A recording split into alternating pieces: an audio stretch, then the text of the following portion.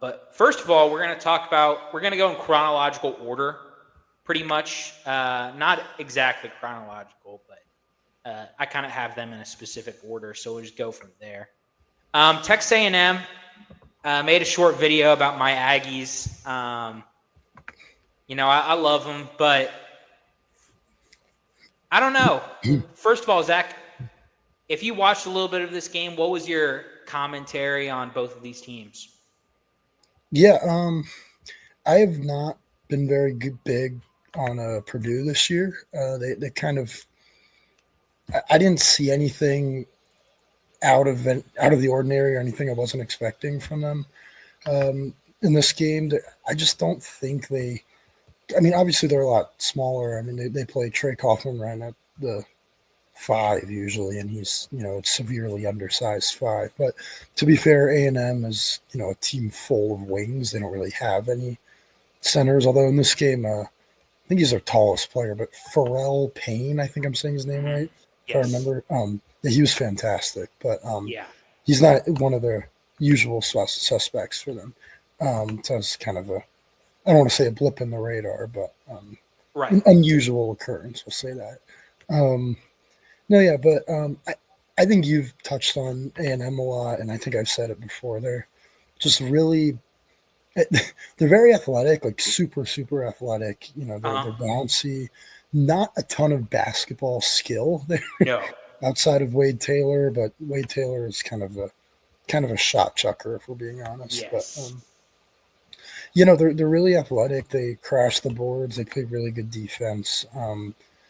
Interesting team. I kind of think of them as like a Walmart brand Houston, with a little bit less skill. But no, it can create a lot of nightmares on the offensive end for teams that can't really beat you off the bounce like that. They're all over the place. They steal possessions with a lot of offensive rebounds. So they're an interesting team. Not one that I think can make a deep run, but nice, impressive win. And I think it should be called a road game. I don't know what it'll be designated as in the net, which might kind of screw them. But I know, right? It was a road game. Let's be honest. And they played well. Purdue, not great.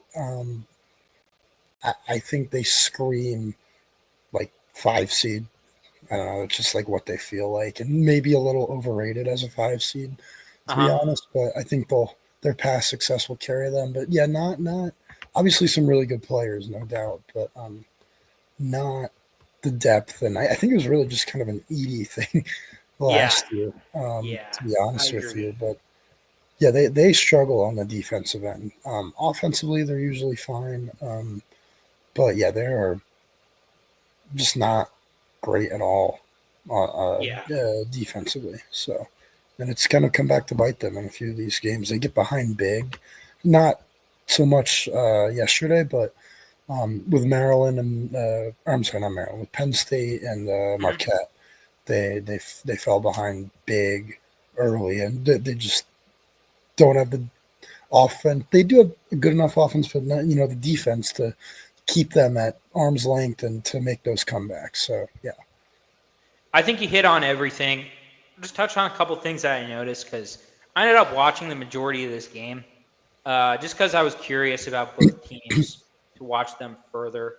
Purdue, I'd say Braden Smith impressed me. I'm a fan of his, even though I said he was underrated. I apologize, or overrated. I apologize for that. I don't know. I'm not sure if I would say still he's overrated.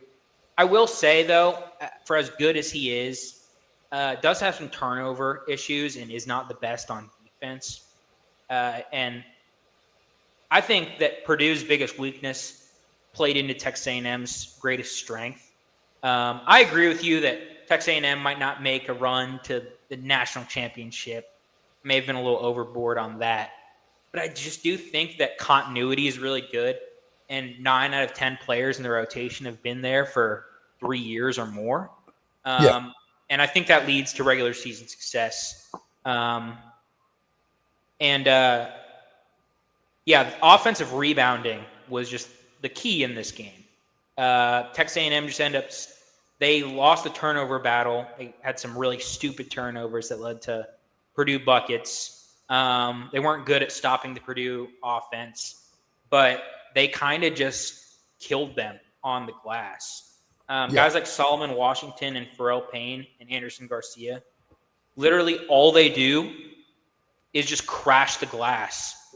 Yeah. That's literally all they provide on the basketball court, and they're very good at it. They're very good at it.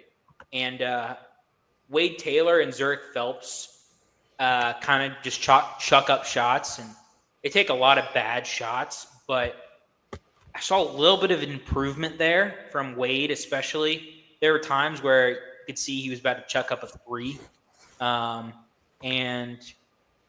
he didn't, right? Sorry. And so I think that was good. And they just have depth running the 10-man rotation. And so I really like Texas A&M. I think that they're being slept on in the national media. Do I think, they have the skill? Absolutely not. But I just like teams that are really athletic because athleticism can get you really far in basketball. And Purdue, not the biggest Purdue fan. I'm going to admit my bias there. But yeah, the lack of size. Trey Kaufman-Wren is averaging, it looks like less than a steal and less than a block per game. Yeah, he's only averaging 0.1 blocks and 0.4 steals as the center who plays 35 minutes a game. I mean, you got to do a little bit more than that. But yeah, that's our Texas A&M recap. Obviously, I like the Aggies, but I thought it was a good game to watch. And shout out to the CBS sports crew, especially Bill Rafferty. I really like his announcing. Yeah, he's great. Yeah.